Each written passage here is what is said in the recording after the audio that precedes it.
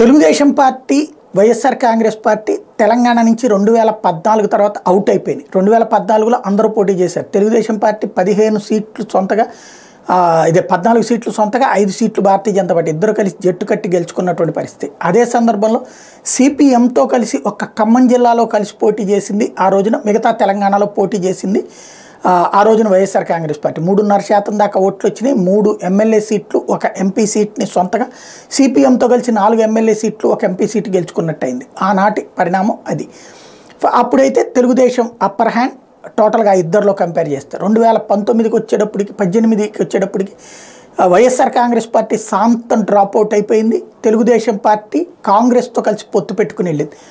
అక్కడ చతికిలబడినటువంటి ఇంపాక్టే తెలుగుదేశం పార్టీ వరుసగా 4 టర్మ్స్, మొన్నటితో కలిపితే 5 టర్మ్స్ ఓటమి పాలవడంతో తెలుగుదేశం పని అయిపోయింది.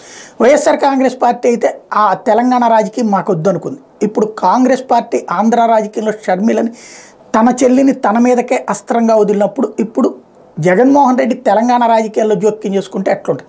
సీట్లు సాధించకపోవచ్చు, కానీ కాంగ్రెస్ ఓట్లు చీల్చే పరిస్థితి ఉంటుంది. క్రిందసారి మొన్న షర్మిలే చెప్తోంది, 10,000 ఓట్ల లోపు గెలిచినటువంటి 35 నియోజకవర్గాలు అక్కడ నా పోటీ లేకపోవడం వల్లనే గెలిచిందని.